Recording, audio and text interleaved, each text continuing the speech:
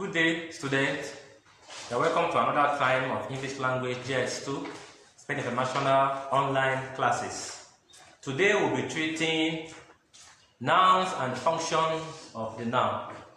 But I have to make reference to my previous assignment, which I gave to you on oral English. Remember that in the previous class we treated oral English, we treated vowels and consonants. We treated all the 44 sound segments of the English language.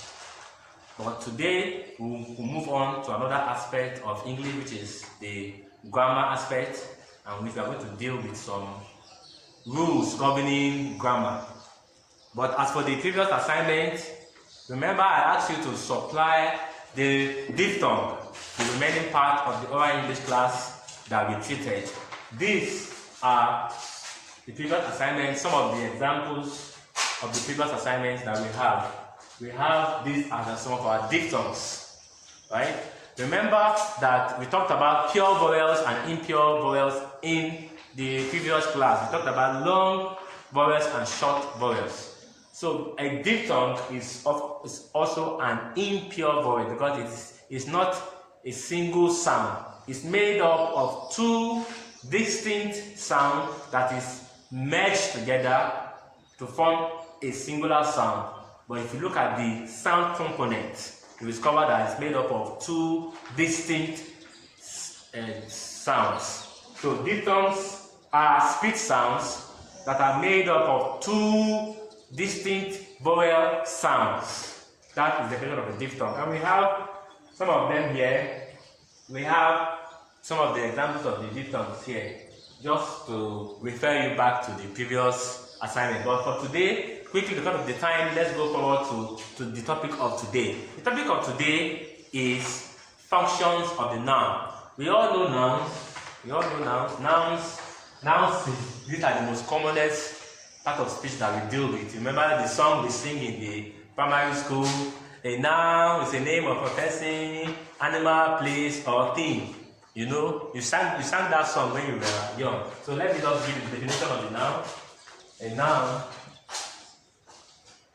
is a name of any person, places, things,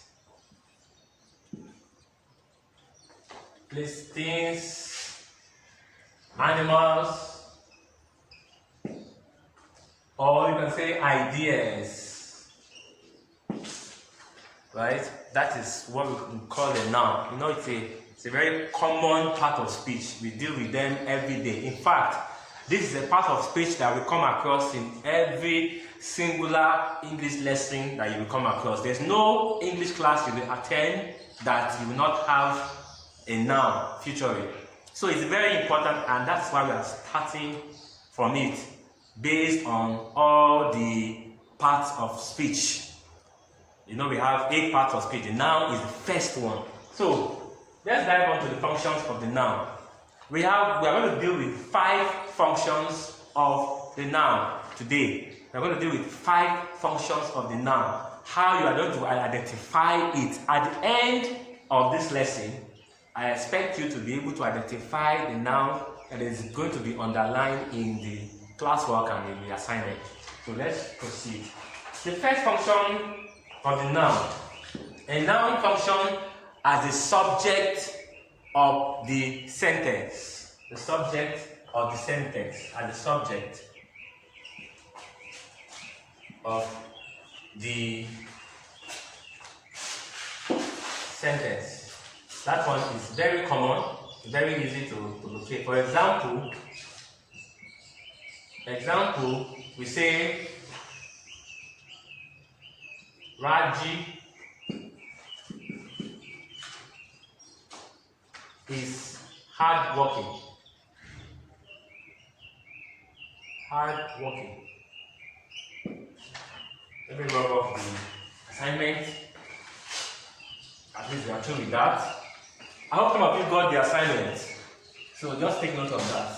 So this is the first function of the noun. Now, the main thing that is underlined is what will give you the question.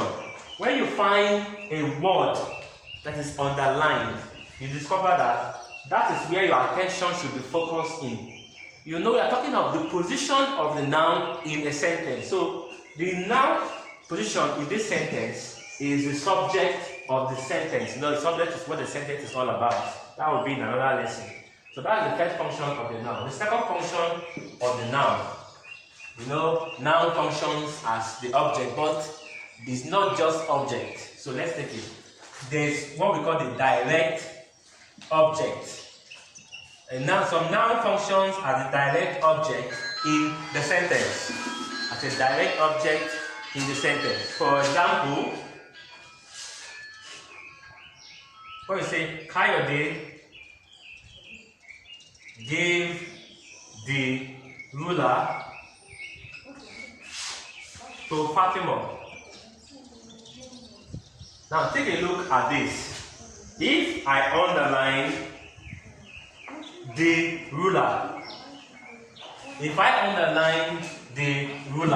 as the noun I want you to pay emphasis on, to focus your attention on, there are many nouns in this sentence, right? There's Kayode as a noun, there's the ruler as a noun, there's Fatima as another noun. It's the name of a person, it's the name of a thing, it's the name of a person. So when we have something like this, but the emphasis and the attention I want you to draw your mind to is on the ruler. So what function of this particular noun is that particular noun taking place or attending? What is the function of this particular noun in this sentence? It is the direct object. Why? Because a direct object is the object that takes the first action.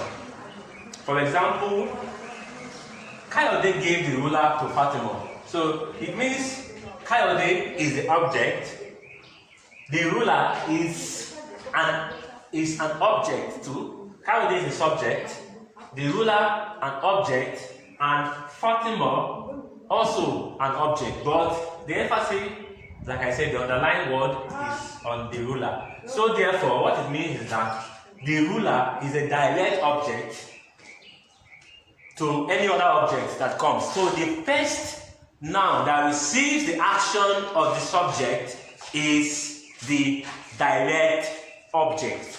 That is the second function of the noun. The third function of the noun, you can guess that from that. So we have the indirect object. You can guess that from the previous one, the indirect object. But let's look at how we are going to locate it. Kayode gave Fatima the ruler. You can see that in this sentence there is a change in the previous sentence sequence, but the underlying word here is on Fatima. So Kayode gave Fatima the ruler. The question now is, what is the function of Fatima in this sentence? Kayode gave Fatima the ruler. So the function is the indirect object because it is receiving the action indirectly. How you identify the indirect object is the secondary, in a sense, the secondary object in a sentence that receives the action indirectly. For example, the boy kicked the ball to the goalkeeper. The boy as a subject, the ball as the object, receiving the direct action of the subject, and then the goalkeeper as the indirect object. But in this sense, it's not, that sequence is a bit different here. But that is the point we are trying to make. Right? Get that. The indirect object is the secondary receiver of the action from the subject, while the direct object is the primary receiver of the action of the subject. Let's proceed because of our time. We have another function of the noun as the subject, number 4, as the subject complement. As the subject complement. For example, let's look at this sentence. Fumi is a student. Fumi is a student. And the underlying word is Fumi. Is student. The underlying word is student. So, what do we understand about that? Let's look at the sentence. The question will be, what is the function of the underlying word in the sentence? Your guess is as good as mine because already the answer is on the board for you. The subject complement. What is a complement? A complement, in a sense, is a word that tells you more about the noun in a sentence. It complements the noun, it gives you added information. It qualifies. There is a quality that the complement brings out. For example, Fumi is the subject, right? We're talking about Fumi here. And now we're saying, what kind of person is Fumi? Fumi is dark in complexion. That would be another complement, another example. In this case, Fumi is a student. So it's the subject complement, meaning that Fumi is not just an ordinary person. Fumi is a student. So if you say Fumi is the vice president, in another sense. So in that sense, the subject complement tells you more about the subject. It gives like a title or more information about the subject. That's the noun functioning as a subject complement. So let's move on. The number 5, we have a noun functioning as an object complement.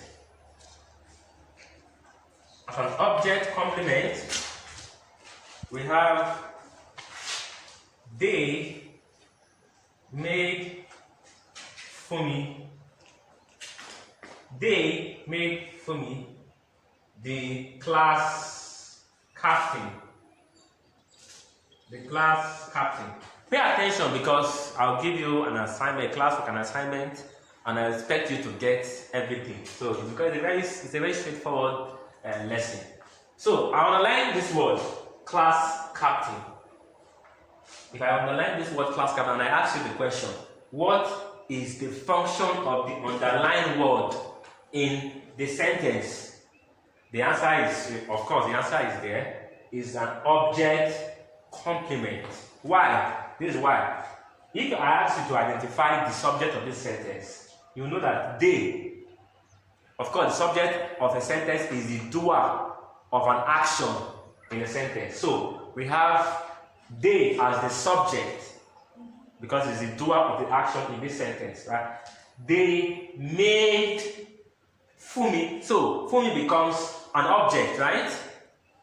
Fumi receiving the action of they becomes an object of the sentence. And now the class captain is a complement because it tells you more about Fumi and Fumi being the object, right? So straightforward, it is an object complement. And the last one, number 6, let me put it up here. Number 6, we have a prepositional complement. Prepositional complement. So in the prepositional complement, we have the example. Let me give you a word and underline a given word so that you will be able to point out the prepositional complement. For example, he lived in Lagos for 10 years. And let me say, I underline 10 years. Let's imagine I underline 10 years. You know, the provisional complement is a bit tricky. Every time you come to a grammar class where there are rules, you have to know that from the simple to the complex, we are moving on. So this is a bit tricky, so I want you to pay attention. How do you identify the prepositional complement in a sentence? In that sentence, the underlying word will be a noun because we are dealing with functions of the noun, but it wouldn't be a complement and it wouldn't be a subject. For example, let me explain what I mean. 10 years. Let's take out all the nouns in this sentence. Number 1, Raji is a noun. Number 2, Kayode is a noun. The ruler is a noun. Fatima is a noun. Number 3, Kayode, Fatima, the ruler is a noun. Fumi, student, is a noun. They is a pronoun. But its function, a pronoun stands in place of a noun, so we take it as a subject, right? Fumi is a noun, and class captain is a noun. So this is a complement, right? This is an object. This is a subject, right? So I said it again. Let me remind you again. I wrote 10 years here. 10 years is underlined here. Why is that so? It's because, just to round up now, I just want to round up because my time is far gone. 10 years is telling you something different from a subject or a complement. So it's a prepositional complement in this sentence. So because of our time, let me go quickly to class assignment. Let me give you a class assignment. The assignment is identify the functions of the following nouns in the following sentences. And remember, the line is underlined. Number 1, Ali is hardworking. For you, I hope you will do it, and I believe you will score high. The underlined words are the nouns that you have to focus your attention to. Remember, you are dealing with functions of a noun. So the question is identify. Let me write it here. Identify. Okay. So as a round up. Okay. So this is just your take-home assignment. I believe that you should be able to score everything. It's just 5 of the underlying nouns in the following sentences. The underlying words are underlined. Thank you and have a nice day.